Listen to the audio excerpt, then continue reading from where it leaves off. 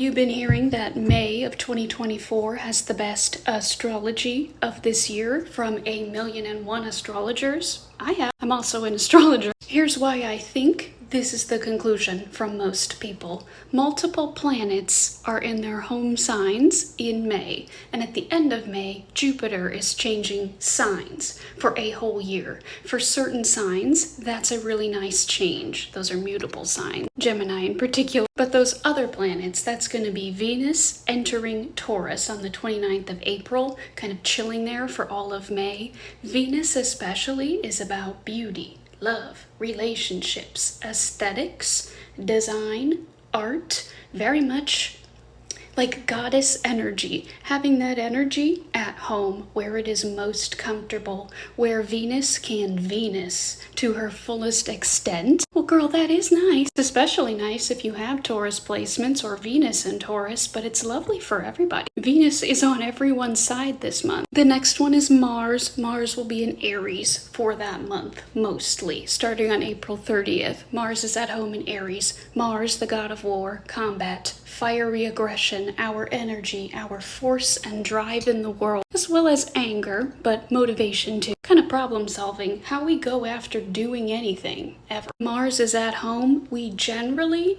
have more energy, sometimes more confidence or more motivation, but just having like a physical energy boost, that's very nice, especially if you're anything like me and you've just been like tired for weeks. We had eclipses, we just had Mercury retrograde. That's another. Mercury's post-shadow period after the retrograde ends on May 13th, so the rest of May is just like slowly getting better in mercurial matters. Those are matters of your mind, communicating, thinking, talking, learning, technology, detail, even cars. In the background of all of that going on, the sun is in Taurus at the start of May. That's grounding, that's comfortable, it's very luxurious, we could say. And then in the back half of May, the sun moves into Gemini. That's always a nice energy to start off the summer with. It's more social, lighter, bubblier, more flexible-ish, just a little bit lighter of a vibe. But first you have to ground in Taurus mode, like get it together. Where are all of my things? What are the plans? And then Gemini season comes,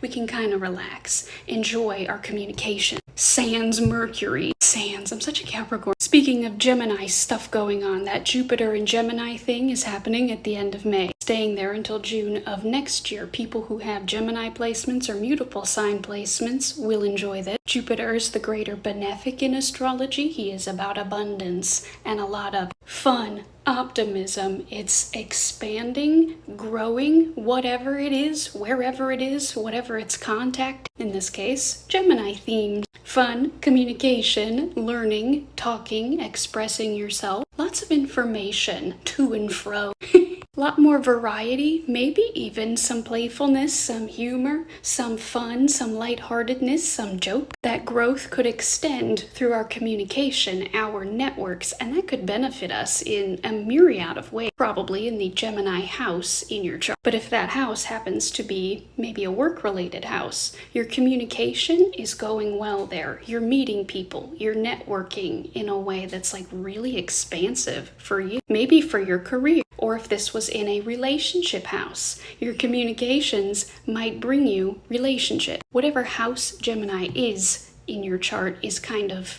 highlighted, activating, expanding. More of it. In a positive way, it's Jupiter. As a Cancer rising, myself, Gemini is my 12th house. That's the only case where this is a little bit less exciting. Still good, but it's more behind the scenes, mental activity, isolation, spiritual Jupiter's still helpful, but it's just like, hey, want to try meditating instead of something more joyous and outward and Gemini. I'm kind of just thinking out loud through some of the big transits in May because I keep hearing that this month of May is the best out of the whole year.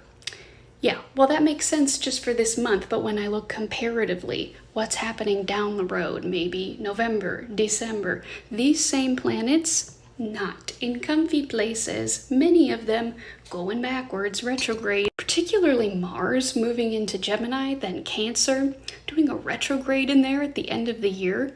Nightmare for me. Not having that placement is a nightmare, just it hits my chart in some funky ways. So May even on its own, nice, but comparatively, that's what makes it hit different. I also love that there aren't any eclipses in May. There's also a very cute Sagittarius full moon in May. I can't quite read that far. I'm looking at a reference wall that I made. Again, such a Capricorn. I got it. May 21st is that very cute full moon in Sagittarius. I like that one. Very optimistic, very much letting go of something in your way and then proceeding to enjoy. Very fun. I wanted to break down some of these transits in May, or which planets are involved in the goodness, in hopes that it might get you thinking about which one of these you might want to tap into, especially before they're not being so helpful later in the year. So if you have professional goals or workout goals, something where you need energy, maybe you might want to capitalize on that Mars energy, or perhaps you're needing some self-care, some self-love, some beauty energy, or literally love, even friendship, creative ventures, art, something like that. You might want to tap into what Venus is up to, Venus in Taurus. Earthy, grounded, luxurious, sensory, comforting. If you're needing some social energy or engagement, Jupiter stuff, and then Sun in Gemini later in the month. And if you're one of those people who likes to do new moon manifestations, whether spiritual, ritualistic, or just starting something new with the lunar cycles, the new moon in Taurus on the 7th is a good one. I can finally be like, yes, do whatever you want, start the thing, manifest, because it's not an eclipse. I always have to come here and tell you guys not to manifest on eclipses, and all of you lose your mind. Nobody likes hearing no from a Capricorn. Just too Saturnish. My next choices for good months during this year would have been April, but that's almost possibly July, and then selfishly, possibly November. I like that there'll be Capricorn placements. There's going to be Venus in Capricorn. I like that. And I like that that's the last time we'll have anything cooperating in the sky, really, before December. That month is messy. I don't love it. Okay, that's it. Tell me which planet you are looking forward to experiencing the most in May. Can you guess which planet I'm most excited to work with in May? It's not hard to get. Mars, Mars, Mars.